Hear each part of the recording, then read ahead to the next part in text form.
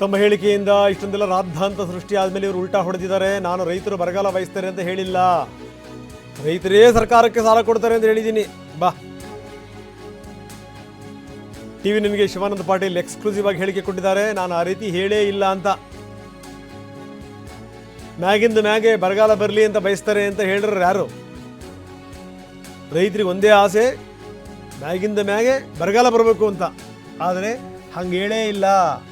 ರೈತರ ವಿಚಾರದಲ್ಲಿ ಕೇಂದ್ರದ ನೀತಿಗಳು ಬದಲಾಗಬೇಕು. ಇದು ಸಂಪೂರ್ಣ ಬದಲಾದಂಥ ವರಸೆ. ಕೇಂದ್ರ ಸರ್ಕಾರ ಸರಿ ಮಾಡಿದ್ರೆ ಎಲ್ಲವೂ ಸರಿಯಾಗುತ್ತೆ.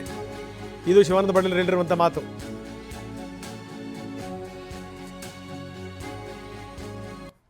ರೈತರು ಬರಗಾಲವನ್ನು ಬಯಸ್ತಾರೆ ಎಂದು ಸಕ್ಕರೆ ಸಚಿವ ಶಿವಾನಂದ ಪಾಟೀಲ್ ಅವರ ಹೇಳಿಕೆ ಇದೀಗ ವ್ಯಾಪಕ ಚರ್ಚೆ ಮತ್ತು ವಿವಾದಕ್ಕೆ ಕಾರಣವಾಗಿದೆ.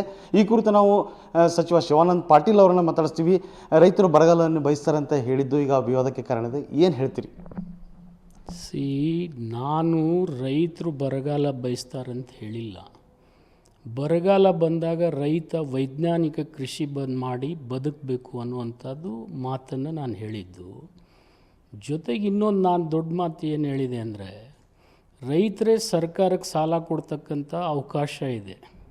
ಕೇಂದ್ರ ಸರ್ಕಾರದ ಅನೇಕ ನೀತಿಗಳು ಇವತ್ತು ರೈತರನ್ನು ಶೋಷಣೆ ಮಾಡ್ತಾ ಇದ್ದಾವೆ.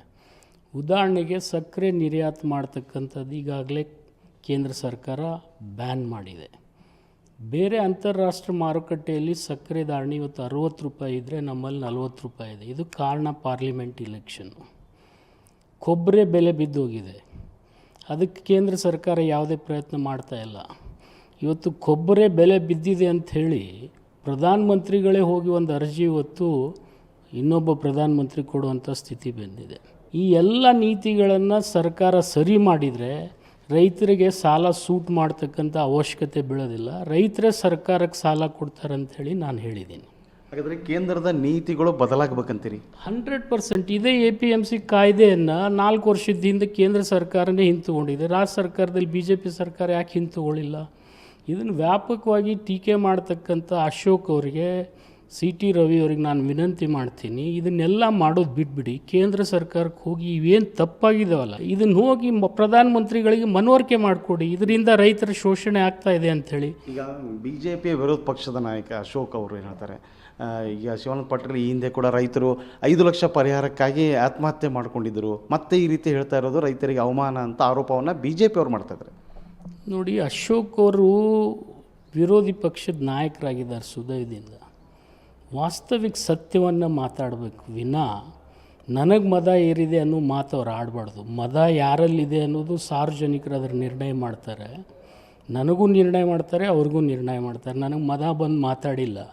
ರೈತ ಸ್ವಾವಲಂಬಿಯಾಗಿ ಬದುಕಬೇಕನ್ನುವಂಥ ಮಾತನ್ನು ಹೇಳಿದ್ದೀನಿ ವಿನಾ ಏನೂ ಹೇಳಿಲ್ಲ. ನಾನು ಇನ್ನೂ ಒಂದು ಹೆಜ್ಜೆ ಮುಂದೆ ಹೋಗಿ ಏನು ಹೇಳಿದ್ದೀನಿ ಅಂದರೆ, ರೈತನೇ ಇವತ್ತೇ ಕಬ್ಬಿನ ಬೆಲೆ, ಈಗ ಉದಾಹರಣೆಗೆ ಈಗ ಕಬ್ಬು 3150 ರೂಪಾಯಿ ಕೇಂದ್ರ ಸರ್ಕಾರ ನಿಗದಿ ಮಾಡಿದೆ ಬೆಲೆ. ಇದು ಭಾಳ ಕಡಿಮೆ. ಇವತ್ತು 3,500ರಿಂದ 4,000 ರೂಪಾಯಿ ನಾವು ಒಂದು ಟನ್ನಿಗೆ ಕೊಡ್ಬೋದಿತ್ತು. ಇದು ಕೇಂದ್ರ ಸರ್ಕಾರ ನೀತಿಯಿಂದನೇ ಇವತ್ತು ರೈತರಿಗೆ ಶೋಷಣೆ ಆಗ್ತಾಯಿದೆ. ಇದನ್ನು ಸರಿ ಮಾಡೋದು ಬಿಟ್ಟು ನಾನು ಸಣ್ಣ ವಿಚಾರ ತಗೊಂಡು ಆ TV ಮಾಧ್ಯಮ ಮುಂದೆ ಕುಂತು ಮಾತನಾಡ್ತಕ್ಕಂಥದ್ದು ಅವ್ರಿಗೆ ಶೋಭೆ ತರೋದಿಲ್ಲ. ಇದು ಶಿವಾನಂದ ಪಾಟೀಲ್ ಅವರು ಮಾತು. ಏನು ನಾನು ರೈತ ವಿರೋಧಿಯಾಗಿ ಹೇಳ್ತಾ ಇಲ್ಲ, ರೈತರ ಪರವಾಗಿ ಹೇಳಿದ್ದೀನಿ. ಕೇಂದ್ರ ಸರ್ಕಾರ ರೈತರ ಪರವಾದಂಥ ನೀತಿಗಳನ್ನು ಜಾರಿಗೆ ಮಾಡಬೇಕು, ನನಗೆ ಮದ ಇರಿಲ್ಲ ಎಂದು BJP ಮುಖಂಡರ ವಿರುದ್ಧ ಇವರು ತಮ್ಮ ಅಭಿಪ್ರಾಯವನ್ನು ಹೇಳಿದ್ದಾರೆ. ಕ್ಯಾಮ್ರಾಮನ್ ಶ್ರೀಶಲ್ ಜೊತೆ ಅಶೋಕ್ ಅಡಳ್ಳಿ, TV9 ವಿಜಯಪುರ. ಕಾಂಗ್ರೆಸ್ ನಾಯಕರು ಕೆಲವರು ಸಮರ್ಥನೀಯ ಹಾದಿನಲ್ಲಿದ್ದಾರೆ. ಅಂದರೆ ಏನೋ ಒಂದು ಫೋನಲ್ಲಿ ಹೇಳಿದ್ದಾರೆ ಬಿಡಿ, ಹೇಳಬೇಕು ಅಂತ ಹೇಳಿಲ್ಲ ಅನ್ನುವಂಥ ಮಾತನ್ನು ಕೆಲವು ನಾಯಕರು ಹೇಳಿದ್ದಾರೆ. ಇನ್ನು ಕೆಲವರು ಅವ್ರೇನು ಸ್ಟೇಟ್ಮೆಂಟ್ ಕೊಟ್ಟರು ಅದನ್ನ ಅವ್ರಿಗೆ ಕೇಳಿಬಿಡ್ರಪ್ಪ ಅನ್ನುವಂಥ ಮಾತನ್ನು ಕೂಡ ಹೇಳ್ತಾ ಇದ್ದಾರೆ. ಇನ್ನು BJPಗೆ ಇದೇ ಪ್ರಮುಖವಾದಂಥ ಅಸ್ತ್ರ ಆಗಿದೆ.